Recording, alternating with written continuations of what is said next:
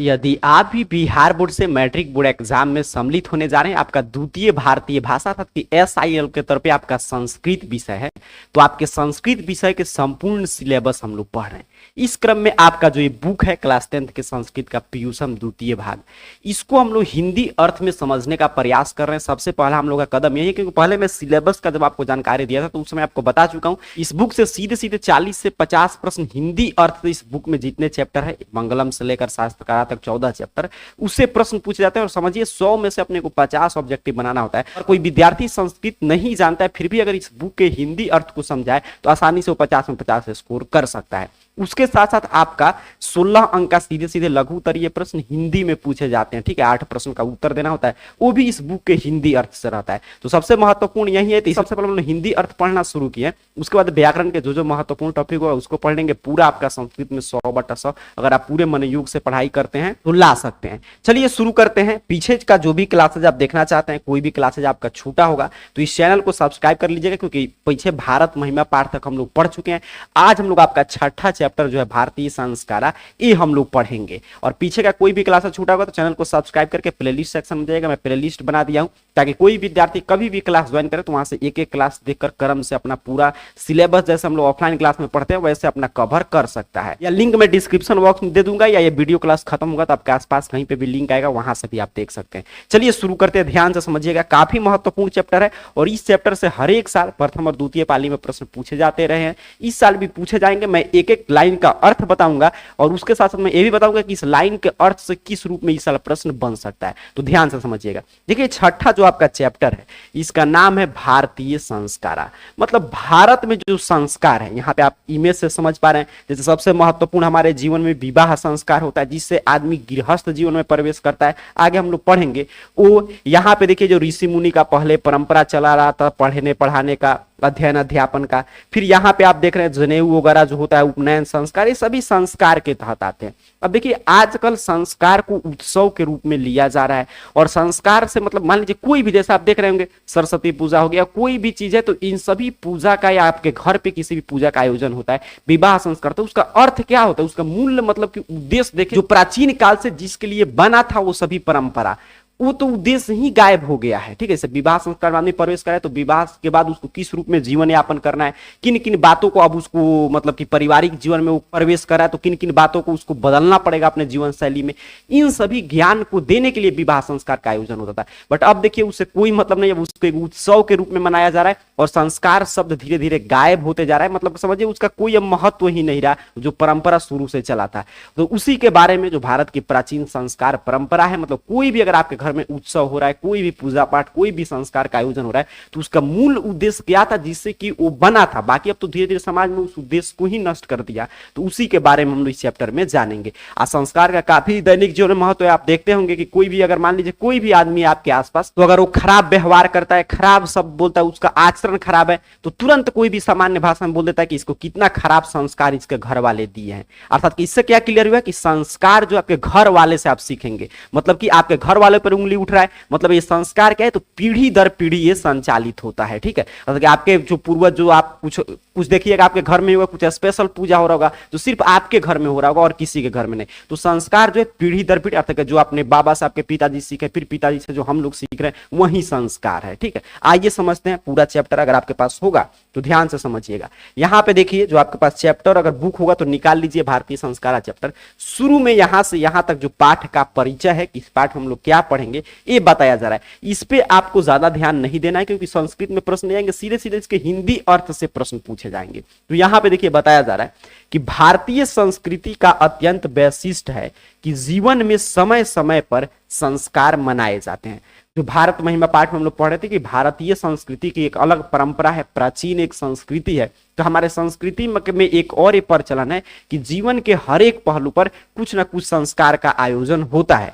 आगे बताया जा रहा है कि आज संस्कार शब्द व्यंग रूप में प्रयुक्त होता है, किंतु संस्कृति का यह उपकरण ही भारत के व्यक्ति चित्र का निर्माण करता है। मतलब आज के समाज में आप देखें तो मैं शुरू में जैसे बता रहा था, संस्कार को लोग व्यंग रूप में आप देखते हैं। जैसे घर में ही देखिए, अगर कोई भी विद्यार्थी है, मान लीजिए इंग्लिश मीडियम स्कूल में, अगर आपके घर में कोई छोटा बच्चा है अगर उसको आप पढ़ा रहे हैं, अगर उसके टीचर ये सिखा दे और वो आकर हर किसी का पांव छूकर पूरा अच्छा से परिणाम कर रहा है सुबह में, तो घर वालों को लगता है कि ये पिछड़े सभ्यता की तरफ जा रहा है या आधुनिक समाज के लायक इसके स्कूल वाले नहीं बना रहे हैं। और वहीं पर सुबह में good morning dad, good morning mom ऐसे बोल रहा है, तो लोगों मतलब आपको भी लगता है कि मेरा पैसा वसूल हो रहा है जो मैं खर्च कर रहा हूँ, ये इंग्लिश मीडियम की तरफ बढ़ रहा है। तो अर्थात कि आजकल जो प्राचीन हमारा जो संस्कार है, जो ये तो पश्चिमी सभ्यता का है, जो गुड मॉर्निंग गुड आफ्टरनून हम लोग बोलते हैं, तो उसको हम लोग धीरे धीरे अपना रहे हैं। और वहीं पे आप पश्चिम की तरफ जाएंगे तो वो लोग भारत के संस्कार के बारे में जानने के लिए प्रयत्नशील हैं कि कितना अच्छा संस्कार है भारत का। तो संस्कार का आज कोई महत्व नहीं रहा, सभी लोग उसको व्यंग के रूप में, अगर आप संस्कार के मतलब जो भी प्राचीन परंपरा के अनुसार आप चलते हैं तो आपको लोग मजाक उड़ाते हैं, लेकिन फिर भी वही संस्कार जो है जो भारतीय संस्कृति को और सब संस्कृति से अलग बनाता है, इसीलिए कहा गया कि व्यंग के रूप में आजकल प्रयुक्त होता है। और यही इसी से भारत का एक अलग पहचान भी है। विदेश में रहने वाले भारतीय लोग भी संस्कारों के प्रति सजग और उन्हें जानने की इच्छा रखते हैं। ठीक है, विदेश में भी जो भारतीय हैं वो भी अपने संस्कार को जानने के लिए इच्छा प्रकट करते हैं। इस पाठ में उन भारतीय संस्कारों का संक्षिप्त परिचय और महत्व निरूपित किया गया। मतलब इस पाठ में जो भी भारतीय संस्कार हैं उनके बारे में और उनका संक्षिप्त महत्व बताया गया, इनका क्या महत्व है। ध्यान से देखिएगा, अब यहां से चैप्टर आपका शुरू हो रहा है। जो फर्स्ट आपका पैराग्राफ है उसके हिंदी अर्थ को आइए समझते हैं। बताया जा रहा है कि संस्कार प्राचीन काल से भारतीय जीवन में महत्व रखते हैं। अब ये प्रश्न पूछा था एक बार ऑब्जेक्टिव में कि भारतीय लोगों के जीवन में क्या सबसे अधिक महत्व रखता है, तो संस्कार। तो ये प्राचीन काल से ही इसका महत्व है। प्राचीन संस्कृति को जानने के लिए संस्कार किए जाते हैं। इस संबंध में ऋषियों की कल्पना थी कि जीवन के सभी मुख्य अवसरों पर वेद मंत्रों का पाठ, बड़ों का आशीर्वाद, होम, परिवार के सभी सदस्यों का मिलन, ये सभी संस्कार का अनुष्ठान करते समय ही संभव है। बताया जा रहा है कि देखिए पहले जब संस्कार होता था तो जैसे जीवन के हर एक पहलू पे, छोटा बच्चा है, आगे हम लोग पढ़ेंगे कि कुल 16 संस्कार का आयोजन होता था एक मानव के जीवन में, कि हर एक के जीवन काल में। तो ऋषियों का उसका मेन उद्देश्य क्या था, तो जब भी आपका कोई भी संस्कार का आयोजन हो आपके घर पे, तो वहां पे वेद मंत्र का पाठ हो। वेद मंत्र के पाठ से क्या बेनिफिट होगा कि आपको जानकारी मिलेगा कि हमारी संस्कृति किस रूप में है। उसके साथ साथ बड़ों का आशीर्वाद सबको प्राप्त हो, हवन वगैरह हो जिससे वातावरण शुद्ध हो जाए, परिवार के सभी सदस्य का मिलन हो। और ये सभी हमेशा समझ देखिए, जैसे इस समय की दुनिया में संस्कार का, तो इस वर्तमान युग में तो संस्कार का और महत्व रखना चाहिए, क्योंकि समझिए कि सब किसी से, परिवार के सभी सदस्य अपने रोजी रोटी के लिए, कोई कहीं पे है कोई कहीं पे है, तो उन सब का मिलन एक समय पे कैसे होगा, तो जब कोई संस्कार का आयोजन होगा, कोई उत्सव होगा, तो उसी समय सभी लोग मिल सकते हैं। चलिए यहाँ पे आगे की तरफ बताया जा रहा है, तो ये पूछेगा कि संस्कार का क्या महत्व है, तो ये पूरा आपको बताना होगा। इस प्रकार संस्कार हमारे लिए महत्वपूर्ण है, किंतु संस्कार का विशेष और मौलिक अर्थ पवित्रता, शुद्धता और मनुष्य में गुणों का निरूपित करना होता है। अब पूछेगा संस्कार का मौलिक अर्थ क्या है, तो पवित्रता, कि आपको पवित्र आप कैसे रह सकते हैं तन से, मन से, ये आपको संस्कार सिखाता है। शुद्धता, आपके जीवन में कैसे शुद्धता आ सकता है, सच्चाई की तरफ आप अग्रसर कैसे हो सकते हैं। मनुष्य में गुणों का निरूपण, कि आपके अंदर गुण, आपको शुरू में ही उदाहरण दिया कि आप अगर मान लीजिए कहीं पे भी खराब व्यवहार करते हैं, किसी को खराब कुछ बोलते हैं, तो लोग तुरंत आप पे कमेंट करेंगे, कहेंगे कि हाँ इसको कितना खराब संस्कार दिया गया। तो आपके अंदर अच्छे गुणों का निरूपित करना, आपके अंदर अच्छे गुण को भरना, ये भी संस्कार का मूल उद्देश्य होता है। इसीलिए संस्कार मानव की शुद्धता और दोष को दूर करना और गुण को निरूपित करने में सहायता करता है। मतलब संस्कार है हमारे अंदर क्या मदद करता है, तो हमारे अंदर जो भी दोष है वो बताएगा कि दुर्गुण है, इसको दोष है आपके अंदर, इसको दूर करना है, और आपके अंदर गुणों को निरूपित करेगा कि अच्छे अच्छे कर्म आपके क्या हो सकते हैं, ये सब चीज जानकारी होगा। चलिए आगे बढ़ते हैं और यहां से यहां तक जो आपका दूसरा पैराग्राफ है उसके अर्थ को समझते हैं। यहाँ पे बताया जा रहा है कि संस्कार कुल कितने प्रकार के होते हैं। यहां से खूब प्रश्न बनेंगे। संस्कार प्रायः 5 प्रकार के होते हैं। संस्कार की कुल संख्या पूछे तो कुल संख्या होता है 16। ठीक है, कुल संस्कार 16, और प्रकार की 16 संस्कार को कितने प्रकार में बांटा गया है, तो 5 प्रकार में बांटा गया है। क्लियर है। अगर ये पूछेगा कि संस्कार के कितने प्रकार हैं, तो 5। यहां पे आपको कोई भी कंफ्यूजन नहीं होना है। और इस 5 प्रकार में कुल संस्कार की संख्या कितना है, तो 16 है। क्लियर है। आगे हम लोग बढ़ते हैं। बताया जा रहा है कि जन्म से पूर्व 3, जन्म से पूर्व कितने संस्कार होंगे, 3 होंगे। बाल्य अवस्था में 6, मतलब कि जब आपका शिशु का गर्भ धारण हो जाता है और जब उसका गर्भ से निकलने के पूर्व 3 संस्कार होते हैं। उसके बाद बाल्य अवस्था में जब शिशु का जन्म हो जाएगा, जब वो छोटा है, तो उस अवस्था में टोटल 6 संस्कार होते हैं। शिक्षा संबंधी 5, उसके बाद जब वो शिक्षा ग्रहण शुरू करता है तो 5 संस्कार होता है। और गृहस्थ संस्कार के रूप में 1 संस्कार होगा, विवाह संस्कार। और फिर आपका एक मरण के बाद होता है, मरने के बाद आपका मृत्यु के बाद एक होगा आपका अंतिम संस्कार। तो ये भी एक हुआ। अब जोड़ लीजिए, एक एक यहाँ पे 2 हो गया और 3 2 5 और 6 और 5 11 और 5 16। तो इसलिए कुल संस्कार कितने हो गए? 16 हो गए। और कितने प्रकार के संस्कार है? 5। वो प्रकार कौन कौन सा है? तो पहला प्रकार है जन्म से पूर्व, दूसरा बाल्य अवस्था में, तीसरा शिक्षा संबंधी, चौथा विवाह संस्कार अर्थात कि गृहस्थ जीवन में प्रवेश, और 5वां है आपका प्रकार अंतिम मरने के बाद मरणोपरांत जो संस्कार होता है वो।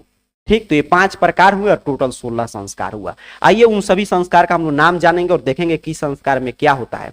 अब ध्यान देंगे, अब ये प्रश्न पूछेगा कि जन्म से पूर्व कितने संस्कार होते हैं? 3 होते हैं। बाल्य अवस्था में 6 है, रट जाइए। शिक्षा संबंधी 5 संस्कार है और विवाह संस्कार 1 होता है और मरने के बाद 1 संस्कार होता है।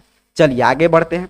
आगे यहाँ पे बताया जा रहा है कि इस प्रकार 16 संस्कार होते हैं। जन्म के पूर्व संस्कारों में पूछेगा कि जन्म के पूर्व जो 3 संस्कार है उनका नाम बताइए। कौन कौन है? गर्भाधान, पुंसवन और सीमंतोन्नयन। अर्थात कि जब गर्भ का धारण होता है तब से लेकर और गर्भ से शिशु को बाहर निकलने तक 3 संस्कार होते हैं। पहला है गर्भाधान, दूसरा है पुंसवन और तीसरा है सीमंतोन्नयन। ये 3 संस्कार होते हैं। इसका उद्देश्य क्या है? तो इसका उद्देश्य होता है गर्भ का रक्षा करना, गर्भस्थ शिशु में उत्तम संस्कार का आरोधन करना, गर्भवती की प्रसन्नता का प्रायोजन कहा गया है। मतलब कि अब देखिए जो आपका 3 संस्कार हो रहा है उसका कितना अच्छा उद्देश्य ऋषि मुनियों के द्वारा बनाया गया कि सबसे पहले आपको गर्भ जब धारण हो गया तो गर्भ का रक्षा करिए, पहला संस्कार ये बताया जाता है। अब समझिए अगर ये संस्कार चला आता रहा तो जो भी होता है कि भ्रूण परीक्षण करके लोग देखते हैं कि अच्छा बेटी है कि बेटा, तो बेटी को रहेगा तो काफी लोग उसको नष्ट करा देते हैं अंदर ही। तो समझिए ये आदमी करता नहीं करता क्योंकि उसको संस्कार सिखाता कि नहीं कुछ भी अगर गर्भ धारण हो गया तो उस गर्भ का रक्षा करना तुम्हारा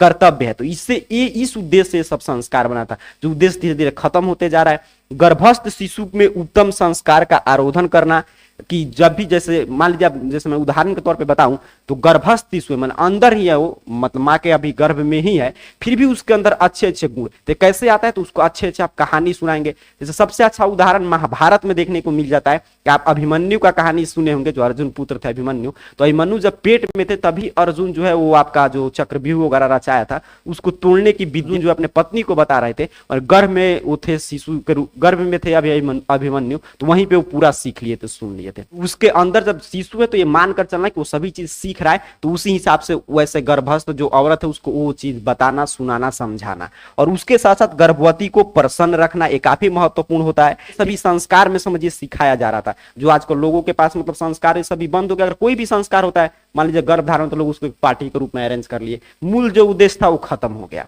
शैशव अवस्था में तो जन्म के पूर्व जब जन्म हो जाएगा तब शैशव संस्कार में जात कर्म कि वो किस जात में उसका जन्म हुआ, फिर उसका नामकरण संस्कार होता है, उसका नाम वगैरह रखाएगा।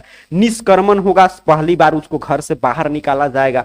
अन्नप्राशन होगा, उसको पहली बार कुछ ना कुछ अन्न वगैरह उसको ग्रहण कराया जाता है। चूड़ा कर्म होता है, कर्णवेद, सभी संस्कार हैं। ठीक है, शैशव अवस्था के 6 जो संस्कार थे यहाँ पे देखिए, जात कर्म, नामकरण, निष्कर्मण, अन्नप्राशन, चूड़ा कर्म और कर्णवेद, ये संस्कार है। चलिए आगे बढ़ते हैं। यहाँ पे अब देख लीजिएगा शिक्षा संस्कार शुरू हो गया, आपके बुक में होगा तो आप मिला सकते हैं। शिक्षा संस्कारों में अक्षरारंभ, जब पहले शिक्षा संस्कार शुरू होता है तो सबसे पहले शिशु को उसके घर पे अक्षरारंभ मतलब अक्षर का ज्ञान कराया जाता है कि तुम अब यहाँ से पढ़ना सीखो। ठीक है। उपनयन संस्कार जो जनेऊ वगैरह होता है वो ये पहले भी होता था कि शिष्य जब जाते थे मतलब कि गुरु के घर पे तो उनका उपनयन संस्कार होता था, क्योंकि पहले वही व्यवस्था था, ऋषि मुनि के यहाँ जाकर आपको पढ़ाई करना पड़ता था। वेदारंभ, पहले शिक्षा के नाम पे वेद का ही अध्ययन होता था तो वेद का अध्ययन करना। केशांत संस्कार और समावर्तन संस्कार की परिकल्पना की गई है। अक्षरारंभ में शिशु अक्षर लेखन, मैंने बताया कि अक्षरारंभ संस्कार में क्या होता है तो जो शिशु है वो घर पे ही अक्षर लेखन का प्रयास करता है, अंक लेखन प्रारंभ करते हैं। उपनयन संस्कार का अर्थ होता है गुरु के द्वारा शिष्य को अपने घर अर्थात कि गुरुकुल ले जाना, मैंने शुरू में ही बता दिया, जहां शिष्य शिक्षा नियमों का पालन करते हुए अध्ययन करते हैं। वे नियम है ब्रह्मचर्य व्रत में सम्मिलित होना। मतलब जब गुरु उपनयन संस्कार क्या होता है तो उपनयन संस्कार से जो भी बालक है वो गुरुकुल में अर्थात गुरु के घर पे जाके शिक्षा ग्रहण करता है और वहां से वो ब्रह्मचर्य व्रत का पालन करने लग जाता है। ठीक है, इसीलिए प्राचीन काल में शिष्य को क्या कहा जाता था? ब्रह्मचारी। देखिए यहाँ पे बताया भी जा रहा है कि प्राचीन काल में शिष्य ब्रह्मचारी कहे जाते थे। ठीक है, ब्रह्मचर्य व्रत का आपको पालन करना होता है जब तक शिक्षा आप ग्रहण करेंगे। और शिष्य ब्रह्मचारी, ये भी कई बार प्रश्न पूछा गया है कि प्राचीन काल में शिष्य क्या कहे जाते थे, तो ब्रह्मचारी कहे जाते थे। ये बताया जा रहा है कि गुरु गृह में ही शिष्य वेद अध्ययन शुरू करता था। वेदों का अध्ययन प्राचीन शिक्षा में उत्कृष्ट माना जाता था। अब केशांत संस्कार में क्या होता है, देखिए यहाँ बताया जा रहा है कि केशांत संस्कार में गुरु गृह पर ही शिष्य का प्रथम क्षौर कर्म होता था। यहाँ गोदान मुख्य कर्म था, मतलब गाय वगैरह का दान जो है शिष्य की तरफ से गुरु को, पहले यही संपत्ति था, पहले फी वगैरह का व्यवस्था था नहीं, तो यही सब दान वगैरह में मिलता था, गाय वगैरह से दान देते थे गुरु दक्षिणा के रूप में। तो ये प्रश्न कई बार पूछा है कि गोदान जो मुख्य कर्म, गोदान जो संस्कार है वो किस संस्कार का दूसरा नाम है, तो केशांत संस्कार का। और गोदान मुख्य कर्म किस संस्कार में होता था, तो केशांत संस्कार में। ठीक है, तमाम प्रश्न बनेंगे, इसलिए उस साहित्य ग्रंथों में इसका परिवर्तन नाम देखिए गोदान संस्कार भी मिलते हैं। मैं बता रहा था ऊपर आपको कि केशांत संस्कार को ही क्या बोलते हैं, गोदान संस्कार। संवर्तन संस्कार का अर्थ या उद्देश्य शिष्य को गुरु गृह से गृहस्थ जीवन में प्रवेश करना। अब एक क्लियर हो गया, दो संस्कार महत्वपूर्ण हो गया शिक्षा संस्कार में। एक उपनयन संस्कार, उसका अर्थ क्या था कि शिष्य जो है अपने घर से गुरुकुल में प्रवेश कर रहे हैं। और संवर्तन संस्कार जो होता है ये भी शिक्षा संस्कार है, लेकिन इसका उद्देश्य क्या था, तो संवर्तन संस्कार के मतलब है कि अब शिष्य जो है पूरा अपना पढ़ाई कंप्लीट कर लिए, अब वो गृहस्थ जीवन में प्रवेश करने के लिए तैयार हैं। ये दो आप याद रखेंगे। ठीक है, ये पूछेगा कि किस संस्कार से शिष्य गुरु गृह से गृहस्थ जीवन में प्रवेश करते थे, तो समावर्तन संस्कार से। शिक्षा समाप्ति पर गुरु शिष्य को उपदेश देकर घर भेजते थे। उपदेशों में प्रायः जीवन के कार्यों अर्थात धर्मों का प्रतिपादन किया जाता था, जैसे सत्य बोलो, धर्म का आचरण करो, स्व अध्याय में प्रमाद न करो इत्यादि। मतलब जो संस्कार, अच्छे अच्छे संस्कार देकर गुरु जो है, जब समावर्तन संस्कार होता था, शिष्य का जब पूरा शिक्षा समाप्त हो गया तो उसको भेजते थे कि जाओ अब तुम गृहस्थ जीवन में प्रवेश करो, और तुम याद रखना हमेशा कि यहाँ पे सत्य तुमको बोलना है, मतलब सत्य के मार्ग पे चलना है, धर्म का आचरण करना है, जो भी चीज मतलब कि तुमको जो भी धर्म के अनुसार सही है वही आचरण आपको करना है। और स्व अध्याय में मतलब आपको जो भी कार्य मिले, चाहे पढ़ाई करो, उसमें आपको प्रमाद मतलब आलस नहीं करना है। चलिए आगे बढ़ते हैं। यहाँ पे देखिएगा, यहाँ पे विवाह संस्कार के रूप के बारे में यहाँ पे अब शुरू हो रहा है, क्योंकि शिष्य जो है, देखिए क्रम से हम लोग हर एक संस्कार देख रहे हैं, बुक में उसी रूप में लिखा है। अब संवर्तन संस्कार से कहाँ आ गए, तो गुरुकुल से अपने घर पे, तो वहां से उनको अब गृहस्थ जीवन में प्रवेश करना, और गृहस्थ जीवन में प्रवेश करने के लिए कौन सा संस्कार होता है, विवाह संस्कार। चलिए यहाँ पे इसके अर्थ को हम लोग समझते हैं। वहां बताया जा रहा था कि विवाह संस्कार के द्वारा ही मनुष्य वस्तुतः गृहस्थ जीवन में प्रवेश करता था।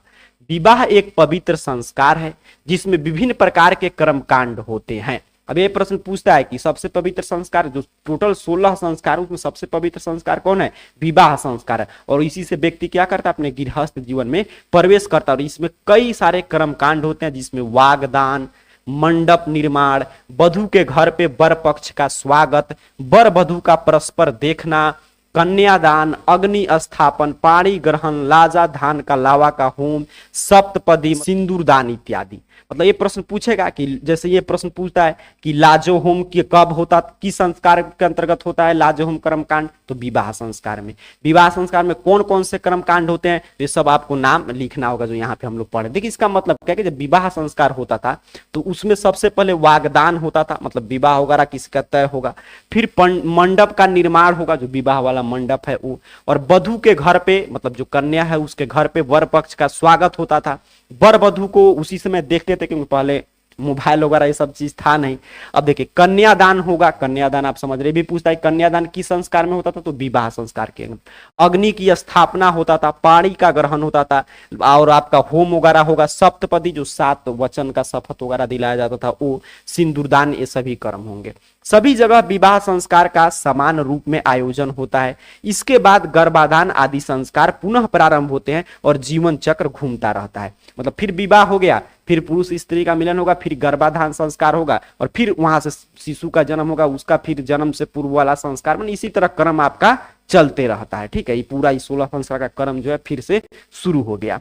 और बताया जा रहा है कि मरने के बाद, अब देखिए शादी हो गया, उसके बाद आदमी किसी संस्कार के लायक बचता भी नहीं है। तो उसके बाद सीधे आपका मरने के बाद कोई संस्कार नहीं, आप सभी संस्कार से आप ऊपर उठ गए। अब आपको सिर्फ मरने के बाद अंत्येष्टि संस्कार होगा, जो अंतिम 16वां संस्कार है। मरने के बाद अंत्येष्टि संस्कार किया जाता है। इस प्रकार भारतीय जीवन दर्शन में संस्कार का महत्वपूर्ण उपादान है। पूरा हम लोगों ने देखा कि जीवन में कितने संस्कार होते हैं और किस संस्कार के अंतर्गत क्या होता है। चलिए यहाँ पे आगे बढ़ते हैं हम लोग। तो यहाँ पे इस तरह ये पूरा चैप्टर आपका समाप्त हुआ। यहाँ पे आपके बुक में होगा संधि विच्छेद वगैरह। ऐसे हम लोग जब व्याकरण का टॉपिक शुरू करेंगे तो जो जो संधि विच्छेद महत्वपूर्ण है उसको देखेंगे। आप चाहे तो अपने बुक से एक बार देख सकते हैं। बाकी कोई भी जानकारी सही आप सभी सोशल मीडिया हैंडल पे नाम AR करियर पॉइंट, चाहे कोई भी सोशल मीडिया यूज करते होंगे, टेलीग्राम, इंस्टाग्राम, व्हाट्सएप चैनल, कुछ भी, तो वहां पे आप इस चैनल का नाम सर्च करके ज्वाइन हो सकते हैं। लिंक आपको डिस्क्रिप्शन बॉक्स में मिल जाएगा। और आप मैट्रिक बोर्ड एग्जाम 2025 में अगर सम्मिलित होने जा रहे हैं, आपको हर एक विषय का लाइव टेस्ट देना है, वो भी बिल्कुल फ्री। हर एक विषय का चैप्टर वाइज आपको ऑब्जेक्टिव प्रश्न पढ़ना है। तो इसके लिए अपने मोबाइल फोन से आप आसानी से पढ़ सकते हैं। AR करियर पॉइंट सर्च कीजिएगा गूगल सर्च बॉक्स में आके, ठीक है। और यहाँ पे आपके सामने यही नाम जो स्पेलिंग आपके सामने स्क्रीन पे लिखा हुआ भी आ रहा होगा, यही आपको टाइप करके सर्च करना है। आपके सामने सर्च रिजल्ट आएगा और आप जानते हैं arcareerpoint.com वेबसाइट पे सभी अपडेट आपको दिया जाता है बिहार बोर्ड से संबंधित। यहीं पे नीचे की तरफ बढ़िएगा तो आपके सामने यहाँ पे देखिए arcareerpoint.in वेबसाइट आ जाएगा। यहाँ पे टेलीग्राम वगैरह भी आ जाएगा। आप चाहें तो यूट्यूब वगैरह भी आ जाए, तो यहीं से आप टेलीग्राम भी ज्वाइन कर सकते हैं। तो .in वाले वेबसाइट पे पूरा आपका स्टडी मटेरियल मिलेगा। सिंपल सा आपको इस वेबसाइट पे क्लिक करना है। जैसे ही आप क्लिक करेंगे आपके सामने इस तरह वेबसाइट ओपन होगा। पहली बार अगर आप ओपन करें तो यहाँ पे पूछा जाएगा, तो आप इस पे क्लिक कर सकते हैं। क्लिक कर दीजिएगा तो क्या होगा, कोई भी टेस्ट वगैरह होगा तो आपके पास नोटिफिकेशन भेज देगा कब टेस्ट लाइव हो रहा है। यहीं पे नीचे की तरफ बढ़िएगा तो यहाँ पे देखिए आपको पूरा 9th का, यहाँ पे 10th का किसी भी विषय का ऑब्जेक्टिव प्रश्न देखना है तो अपने विषय के सामने बने हुए यहाँ पे क्लिक हियर पे क्लिक करके आप देख सकते हैं, ठीक है। और नीचे की तरफ बढ़िएगा तो यहाँ पे हर एक क्लास का और 10th का देखिए लाइव क्विज देना है, फ्री में टेस्ट देना है। तो यहाँ पे सभी विषय का टेस्ट सीरीज भी है, नया मैट्रिक बोर्ड एग्जाम 2025 के लिए। तो यहाँ से क्लिक करके आप टेस्ट सीरीज भी दे सकते हैं और हर एक विषय का ऑब्जेक्टिव सब्जेक्टिव प्रश्न यहाँ से आप देख सकते हैं, जो क्लास 10th वाला सेक्शन है।